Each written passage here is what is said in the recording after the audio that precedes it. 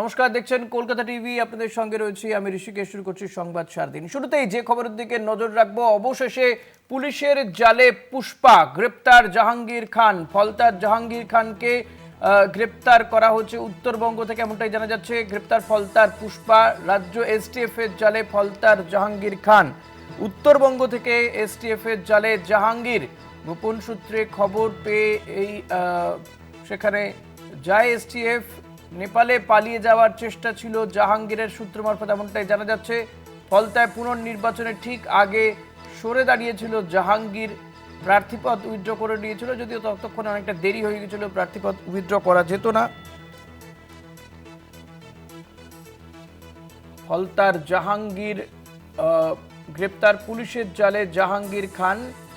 স্বঘোষিত পুষ্পা জাহাঙ্গীর খান গ্রেফতার।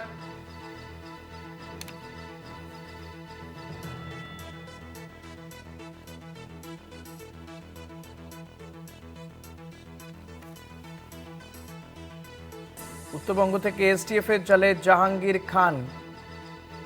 ফলতার জাহাঙ্গীর খান স্বঘোষিত পুষ্পা পুলিশের জালে। ফলতা পুনর্নির্বাচনের ঠিক আগে সরে দাঁড়িয়েছিল জাহাঙ্গীর। নির্বাচনের দিন তাকে বা তার এজেন্টদেরকে দেখা যায়নি। অবশেষে পুলিশের জালে পুষ্পা। রিয়া মাঝি রয়েছে। রিয়া, কি খবর পাচ্ছ?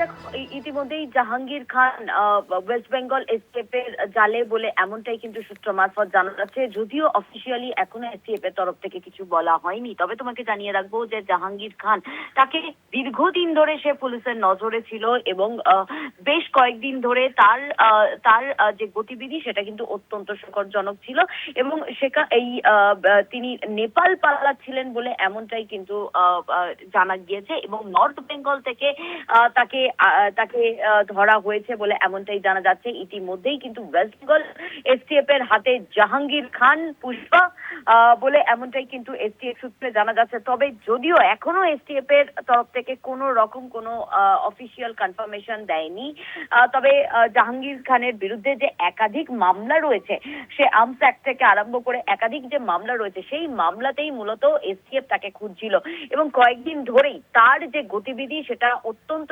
সংকটজনক ছিল এবং বেশ কয়েকদিন ধরে তাকে পাওয়া যাচ্ছিল না এবং অবশেষে তাকে এই সীমান্তবর্তী এলাকায় তাকে তাকে তাকে ট্রেস করা যায় এবং নেপাল পালিয়ে যাচ্ছিল বলে এমনটাই কিন্তু গতকাল রাতে সূত্র মারফত জানা যায় এবং আজকেই যেটা জানা যাচ্ছে এই মুহূর্তে যে এসটিএফ এর হাতে, এসটিএফ এর জালে এই মুহূর্তে জাহাঙ্গীর খান।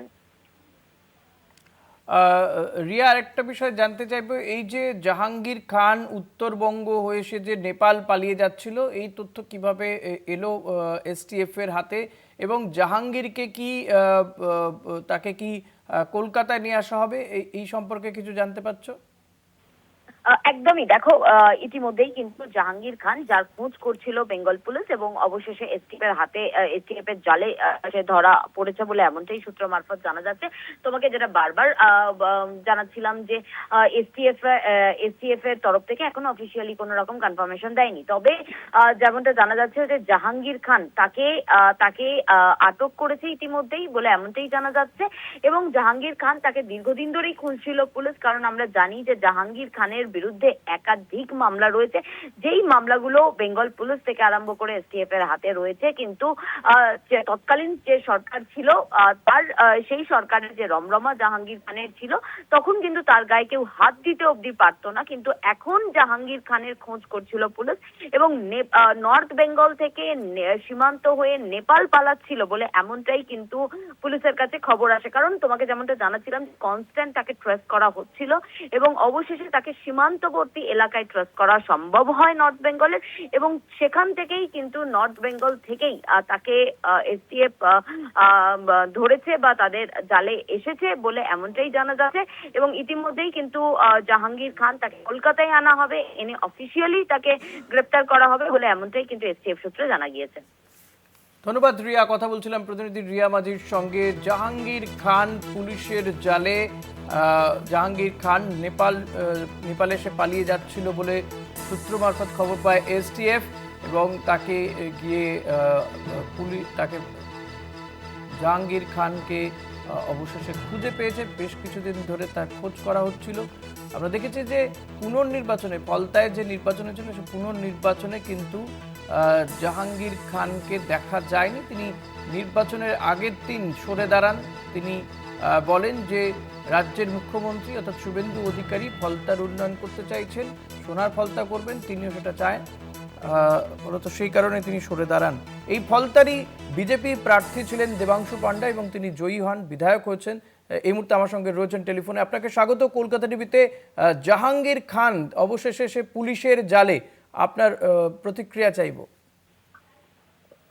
আপনাদের মাধ্যমে আমি জানতে পারলাম যে জাহাঙ্গীর খান আজকে অ্যারেস্ট হয়েছে, কোথাও অ্যারেস্ট হয়েছে। যাই হোক, এবার ওকে তো বহুদিন ধরে খোঁজা চলছিল।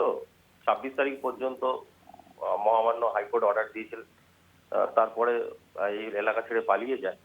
পুলিশ অনেক চেষ্টা জড়িত করে আজকে অ্যারেস্ট করেছে।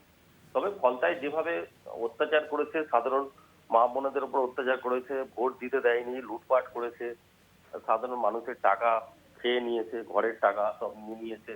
এখন টাকা রিটার্ন করতে অঞ্চল সভাপতিরা এসে টাকা রিটার্ন করছে। এই একটা একটা ওরা মানে কি বলবো, একটা বিশ্রী একটা পরিবেশ তৈরি করে রেখেছে। সেই পরিবেশে সমাপ্তি হয়েছে। ভারতীয় জনতা পার্টি জয়লাভ করেছে ওখানে। সম্মানিত শুভেন্দু অধিকারী মহাশয়, আমাদের মুখ্যমন্ত্রী, তিনি নিজে এসে সাধারণ মানুষকে অ্যাসুরেন্স দিয়েছেন যে নিরাপত্তার দায়িত্ব নিয়েছেন। মানে আর এই জাহাঙ্গীর এবং তার দলবল এই গত 15 বছর ধরে যে পরিমাণে অত্যাচার করেছে ফলতা জুড়ে এবং সন্ত্রাস পরিবেশ তৈরি করেছে, তার মানে বিরুদ্ধে প্রচুর অভিযোগও হয়েছে।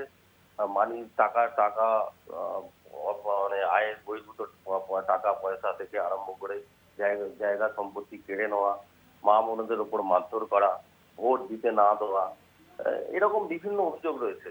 এবং হচ্ছে আমফানের টাকা নয়ছয় করা এবং তৎকালীন বিডিও যে সোনু বক্সি ছিলেন তার সঙ্গে আঘাত করে পঞ্চায়েতের যেমন যে সমস্ত স্কিমের টাকা আছে সেগুলো সব নেওয়া, বিভিন্ন অভিযোগ আছে প্রচুর। এবং সেই অভিযোগগুলো জমা পড়েছে থানাতে এবং বিভিন্ন জায়গায়। দেবাংশুদা, আপনারাও কি কোনো অভিযোগ করেছিলেন এই জাহাঙ্গীরের বিরুদ্ধে কোনোদিন? হ্যাঁ, অবশ্যই অভিযোগ করেছিলাম। নির্বাচনের সময় যেভাবে বিজেপি নেতা কর্মীদের উপরে মারধর করা হয়েছে এবং 21-এ মারধর করা হয়েছে, 19-এ মারধর করা হয়েছে, 24-এও করা হয়েছে এবং 26-এ নির্বাচনের আগেও করা হয়েছে। এবং বিজেপির কর্মীদের একের পর এক মিথ্যে মামলায় ফাঁসানো হয়েছে, তাদের জেল খাটানো হয়েছে, তাদের জায়গা সম্পত্তি ক্রোক করে নেওয়া হয়েছে, বাড়ি ঘরদর ভেঙে উড়িয়ে দেওয়া হয়েছে। এমন আছে যেখানে হচ্ছে দোতলা বাড়ি ভেঙে দিয়ে সেখানে হচ্ছে মাঠ করে দেওয়া হয়েছে।